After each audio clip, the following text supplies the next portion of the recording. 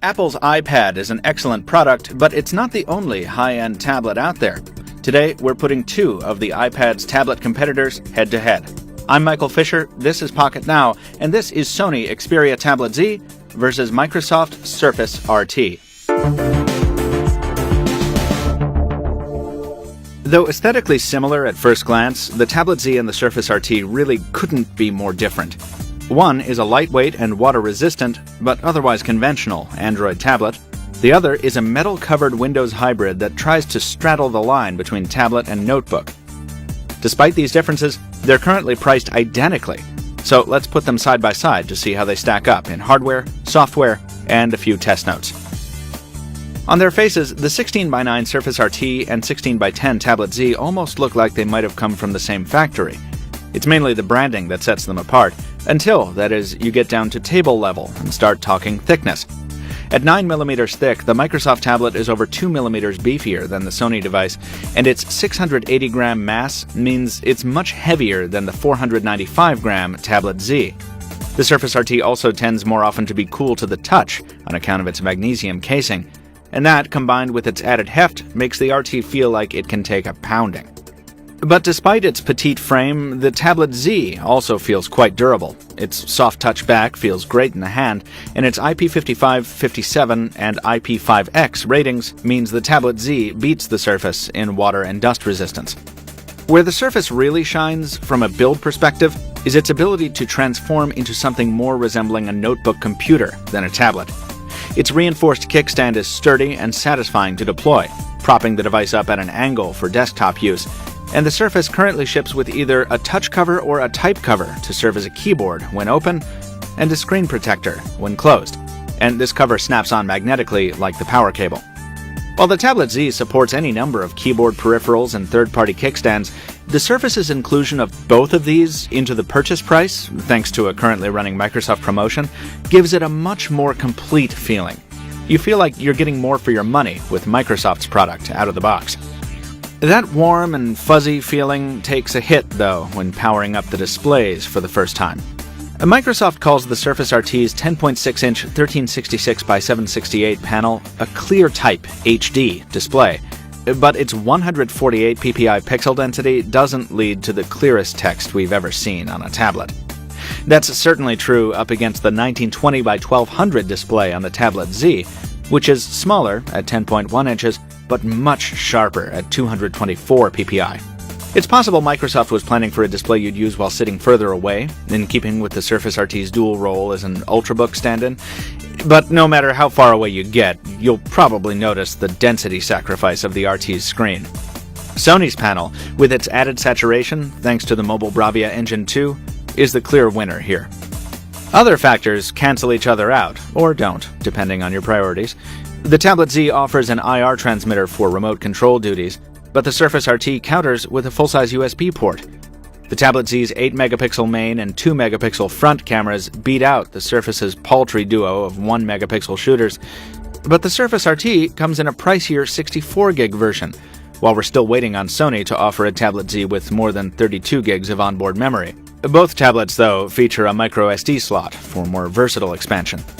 And of course, there's the matter of the power plant behind all the software.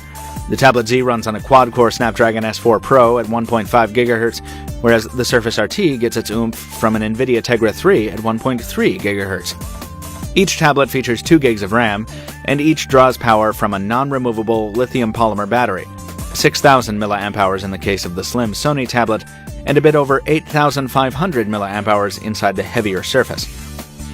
The difference on the software side is night and day, but there's a lot of familiarity on both sides. The Tablet Z's Android build is heavily customized, but underneath the Sony tweaks, it's still Android 4.1.2. Similarly, the Surface is running an OS instantly familiar to anyone who's used a Windows phone, and it weaves in a new gesture-driven interface that takes some getting used to, but becomes second nature after a short time. Underneath that futuristic UI is a desktop familiar to most people who've used a Microsoft computer any time in the last decade, really. With this legacy comes challenges on both sides. As we mentioned in our Tablet Z review, Android running at the 10-inch form factor has a serious problem in terms of optimized apps. While some apps have been modified for the larger canvas, many more have not, and they remain stretched-out versions of smartphone titles running on a big screen, sometimes forcing a user into portrait mode, which is just absurd.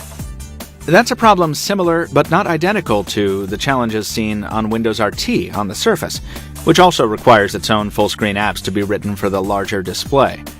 Which platform will serve you better in terms of apps will depend on which titles you regularly rely on. We've found a few tablet-optimized titles on the Surface that haven't been optimized for large-scale Android, but there are examples of the opposite as well. The Surface offers the illusion of added functionality with the faux Windows 8 desktop, but as we've said before, this offers less utility than it initially appears, and given its limitations, it feels a lot more like a stopgap than a legitimate operating environment. If you're using the Surface Pro with full Windows 8, well, that's another story. It's actually quite useful then. But if you're using the Surface RT, you'll probably spend most of your time in the modern UI start screen. A good thing, as it's much more touch-friendly. Ultimately, the software question comes down to a comparison of two very different and rapidly changing ecosystems. If you're dependent on Google's portfolio of services, either of these will serve you satisfactorily, but if you want to be able to run your G services outside of a browser, the Tablet Z is the better device. If you're an Outlook user who wants access to Office and other Microsoft-centric titles, obviously the Surface RT will serve you better. Tablet cameras are arguably not meant to be used as point-and-shoot cameras, but there are always some folks out there who don't care what they look like, and you know what? Good for them. With the Surface, you'll always know when such a person has you in his or her sights because of the LED camera on indicator. A nice touch, or a big disappointment, depending on whether you're a creep. The Tablet Z doesn't have such an LED, but its 8-megapixel sensor is far larger than the one on the Surface. The Z also offers more shooting modes and tweaks via Sony's excellent viewfinder software, which you'll need. The out-of-box settings don't result in great photos in any sense of the word, but at least they're better than the Surface's frankly awful offerings. Indoors, outdoors, good light, bad light, it doesn't seem to matter. The Z delivers mediocre pictures at best, and the Surface generates photos straight out of 2004. Again, you're probably not shopping for a tablet based on its optics, but even the more tablet-focused features like the front-facing camera or document scanning features aren't bound to work as well on the Surface as they do on the Tablet Z. Considering the Microsoft engineers went to the trouble of specially tilting the Surface's camera module to account for desktop use, a very nice touch, it's a shame the camera itself is such a disappointment compared to the Sony product. Both tablets feature pretty small speakers, but Sony's long experience in the audio field gives it the edge here, where it uses some software tricks to deliver sound that's richer and fuller than the Surface RT's muted output. That said, neither of these is going to win any awards for quality or amplitude. While you might be able to take the Tablet Z in the shower, you won't be able to hear Spotify over the noise. The Surface redeems itself somewhat in terms of battery life. The 2500 mAh difference in battery size is a useful metric here because each tablet runs at 3.7 volts, allowing for a direct comparison.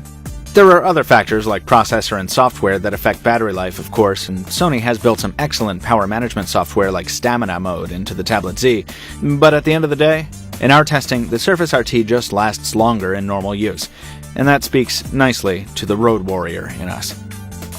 These tablets tell totally different stories, and they're both priced as premium products, so it's important to understand those stories. The Surface RT feels like so much more. It's a metal transformer that folds out into a serviceable Ultrabook replacement, and it looks and feels incredibly good while doing it.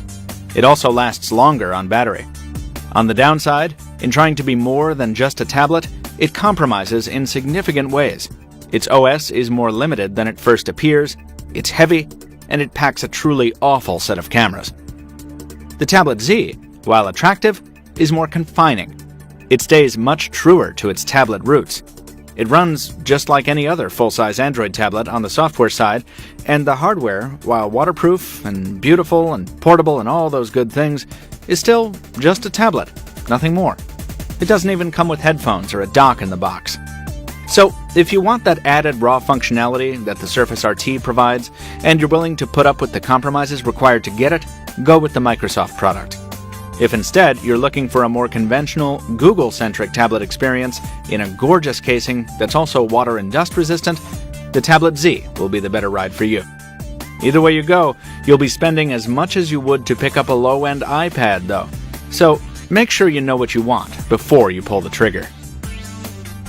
Folks, we have so much more on the SONY Xperia Tablet Z, the Surface RT, the Surface Pro, and about every other smartphone and tablet you can think of at pocketnow.com and on our YouTube channel page here. So please subscribe so you don't miss future videos, follow us on social media, leave us a like if you did enjoy the video, and drop a comment down below if you have a response.